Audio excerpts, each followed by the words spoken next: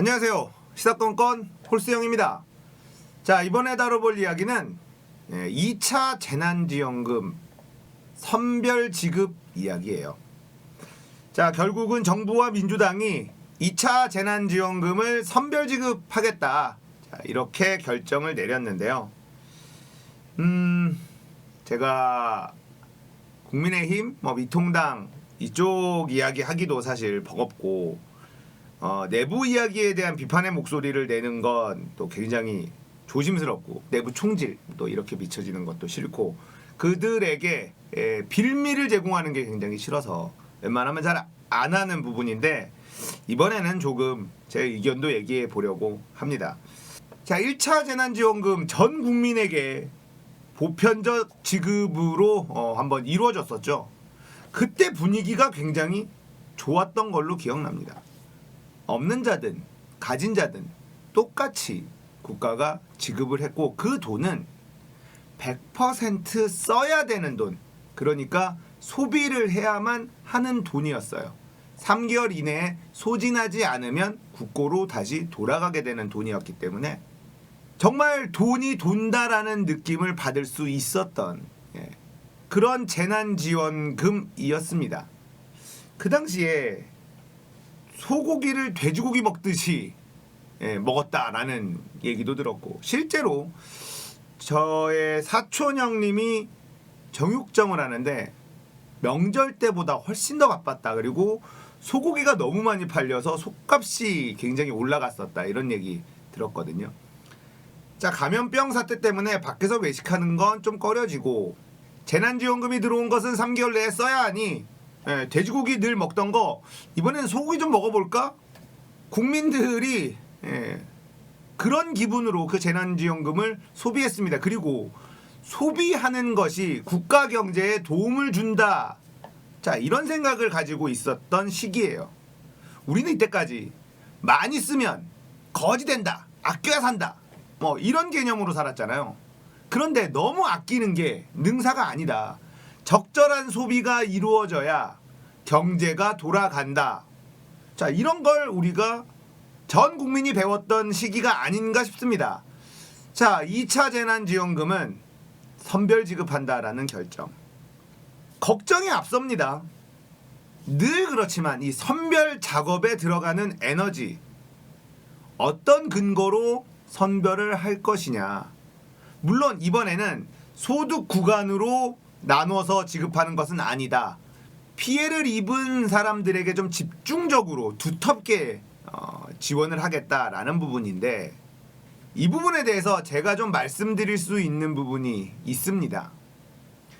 저는 이제 게임 방송국을 운영하는 사람이라고 말씀드렸잖아요. 그러니까 제가 e스포츠 대회를 할 수 있는 조그만 경기장을 가지고 있습니다. 그 옆에 100석 규모의 PC방도 운영을 하고 있어요. 지금 PC방 4주째 문을 닫고 있는 중이죠. 정부가 닫으라 그래서 그냥 닫고 있습니다. PC방은 칸칸이 칸막이가 쳐져 있고, QR코드를 찍어야지만 입장을 할 수가 있고, 또 로그인을 해야지 되고, 거기다가 그 사람이 하는 게임까지 로그인을 해야 되기 때문에 문제가 발생하더라도 추적이 가장 확실한 곳이 PC방입니다. 그러나 PC방이 가장 약자였던 것인지 문제가 생길 때마다 PC방이 제 1 타겟이었죠. PC방에서는 자기 개인 자리에서 게임을 하고 돌아갑니다. 자, 어쨌든 PC방은 제가 생각하기에는 굉장히 안전한 곳이에요. 그리고 PC방 허가가 굉장히 까다롭거든요. 환기라든지 흡연실 문제라든지 여러 가지 부분에 있어서 허가를 받아야 되기 때문에 인테리어 공사서부터 굉장히 까다롭습니다. 그런 부분들까지 다 감안한다면 PC방은 감염이 될 확률이 다른 곳보다는 굉장히 낮은 곳이다, 이렇게 말씀드릴 수가 있어요. 그러나 어쨌든 PC방을 문을 닫으라, PC방 노래방부터 문을 닫으라 하니 문을 닫았죠. 자, 2주 동안 문을 닫겠다? 아니다. 일주일 연장하겠다. 아니다. 일주일 더 연장해야 된다. 자, 그래 놓고 핀셋 지원을 한다? 그래서 PC방 점주들에게 100만 원을 준다? 필요가 없어요. 그 100만 원. 무슨 의미가 있습니까? 100만 원 가지고. 그 100만 원 받아봐야 어디로 가겠어요? 그 돈을 내가 쓰는 게 아니라 그냥 사라지는 돈이에요. 그러니까 1차 재난지원금은 쓰라고 주는 돈이었죠. 소비를 해라. 자, 2차 재난지원금은요. 소비를 할 수 없는 돈이에요. 그러면 경기가 도는데 도움이 되느냐? 도움이 안 된다. 이미 소득이 멈춰버린 상황에서 임대료는 나가고 있잖아요. 결국 100만 원 받아봐야 그냥 사라지고도 티가 하나도 안 나는 돈이 돼버린다는 겁니다. 이게 대한민국 경기가 활성화되는데 도움이 될까요? 그렇지가 않다는 거예요. 결국 소상공인들은 지금 당장에 손해본 것을 100% 보전해주는 것이 아닌 이상은 경기가 돌아서 그냥 장사가 조금 잘 되는 것, 사회의 분위기가 바뀌는 것, 이게 훨씬 더 효과적입니다. 저는 이번 선별 지원을 전형적인 탁상 행정이라고 생각하고 있어요. 소상공인들을 위한다, 실제로 피해를 본 사람들을 지원한다라는 그냥 테이블에 앉아서 하고 있는 탁상 행정. 장사하는 사람들은요, 손해본 것을 100% 보전해주지 않는 이상 찔끔 도와주는 걸로는 사실상 도움이 안 돼요. 전체적인 분위기가 우리가 가게도 좀 다니고 지역 상권을 활성화시키기 위해서 이런 곳에 가서 돈을 좀 써야 된다라는 분위기를 만드는 것이 훨씬 더 효과적입니다. 돈을 풀어요. 팔종가를 풀잖아요. 근데 그 돈이 어디로 갈까요? 빚낸 거 갚는데 다 사라져버립니다. 그동안에 거리두기 때문에 수익이 사라지고 빚을 냈어야 되는 사람들, 거기에 아주 일부를 툭 갚고 나면 사라져요. 그러니까 8조를 뿌리면 그 돈이 사회에 도는 것이 아니라 그냥 사라져버릴 확률이 매우 높다는 겁니다. 소상공인 자영업자들에게는 핀셋 지원이라는 말이 크게 와닿질 않아요. 이미 1,000만 원 이상 손해본 상황에서 100만 원 지원받는다고 뭐가 달라집니까? 100만 원은 그냥 들어오자마자 사라지는 돈이에요. 크게 의미가 있을까요? 의미가 없다는 겁니다. 전체적으로 내가 소비를 함으로써 대한민국 경제가 나아진다라는 분위기를 조성하는 것이 훨씬 더 소상공인들을 위해서는 큰 도움이 된다라는 걸 좀 알아주셨으면 좋겠는데 관료들은 그걸 잘 모릅니다. 개인적으로 홍남기 경제부총리는 왜 이렇게 오래 하는지 이유를 모르겠어요. 전형적인 모피아 스타일이거든요. 결국은 선별 지원으로 넘어갔고 그것 때문에 이낙연 대표에 대한 안 좋은 이미지도 생기고 있는 것 같습니다. 자, 어찌됐든 결정은 났고 이제 바라는 것은 부작용을 최소화시키는 것이겠죠. 제일 걱정되는 바는 이거예요. 누구는 지원받고 누구는 지원받지 못했을 때 억울한 사람이 생기는 구간은 존재할 수밖에 없습니다. 자, 이걸 조중동과 미통당이 가만둘까요? 자, 이들은 선별 지원을 해야 된다라고 줄기차게 주장하다가 선별 지원을 하고 난 문제점이 발생했을 때 그걸 집요하게 공격할 겁니다. 그리고 그렇게 박탈감을 얻은 사람들은 그 목소리에 당연히 동조하게 될 거고요. 지지율은 출렁거릴 거고 이 갈등을 해소하는 비용도 만만치 않게 들어갈 거예요. 자, 지금 문재인 정부는 적폐들과 싸워야 되는데 왜 국민들과 싸우려고 하는지 잘 이해가 되지 않는다. 자, 빚을 많이 내서 나라가 망할 수 있기 때문에 빚을 최소한 내려고 하니까 그렇다라고 하는데 전 세계 상황을 보시면요. 대한민국처럼 재정이 건전한 나라가 없어요. 자, 그리고 이런 식으로 운영을 하다 보면 GDP 자체가 쪼그라듭니다. 마이너스 성장을 하게 되죠. GDP 자체가 쪼그라들면 국가 부채 비율이 올라가게 되는 거예요. 이거는 최백근 교수님이 계속해서 설파하고 다니는 논리잖아요. 분모가 작아지면 분자가 작더라도 결국 퍼센트는 올라가는 거잖아요. 그러니까 GDP 대비 부채 비율이에요.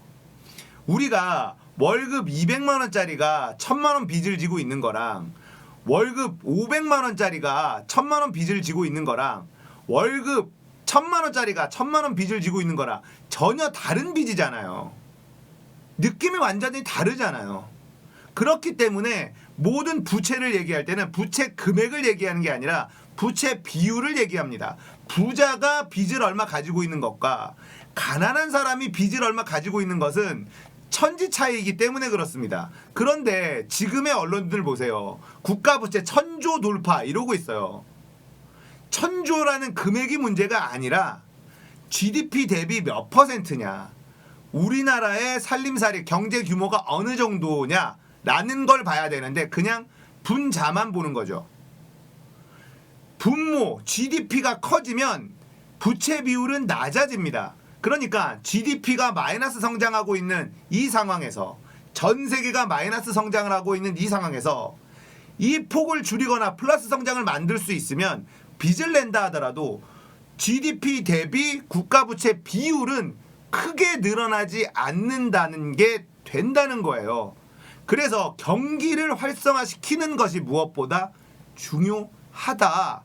그래서 재난지원금은 보편적 재난지원금, 3개월 내에 소비를 해야만 되는 지역별 소비 쿠폰으로, 자, 이렇게 지급하는 것으로 효과를 충분히 봤음에도 불구하고 이번에는 선별 지원을 한다라는 것에 대해서 저는 굉장히 잘못된 판단이다 라는 생각이 들어요. 결국은 어떤 식으로 선별할지, 이 선별하는 과정에서 들어가는 에너지, 이것도 비용이 될 수밖에 없고요. 선별하고 나서 박탈감을 느끼는 사람들에 대한 사회 갈등을 야기하는 부분, 이 에너지도 결국은 비용이 될 수밖에 없다. 지금 너도 나도 힘든데 이런 상황에서 국민들 사이에서 갈등이 생긴다라는 건 국가 입장에서는 굉장히 힘든 일이 된다는 겁니다. 문재인 정부가 지금 적폐들하고 싸우고 있잖아요. 검사, 언론, 사법부, 지금은 이제 의사들까지 문재인 정부를 반대하는 깃발을 들고 싸우고 있는 사람들 몇면을 보시면 다 대한민국의 기득권들이에요. 잘 나가는 사람들이 문재인 정부에게 반대의 깃발을 들고 있다.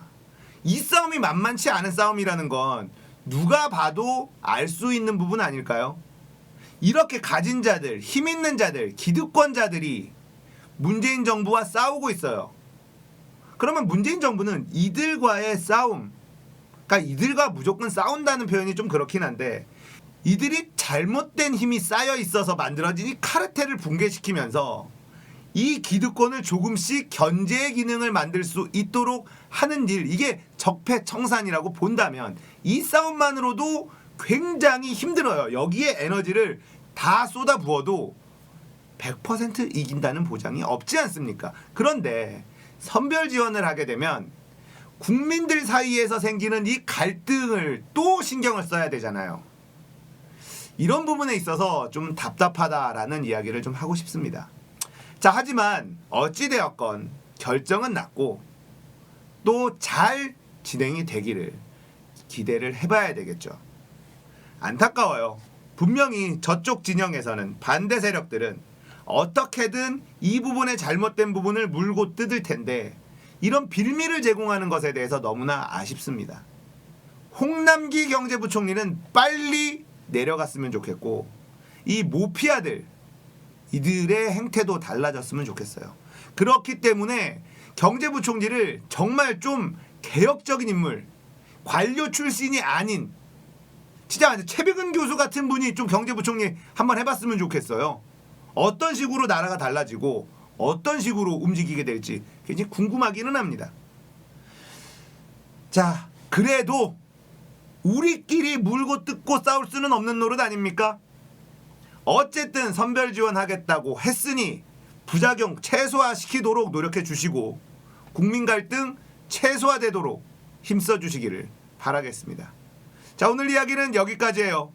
공감되셨다면 구독, 좋아요, 알람 설정 부탁드릴게요. 감사합니다. 끝!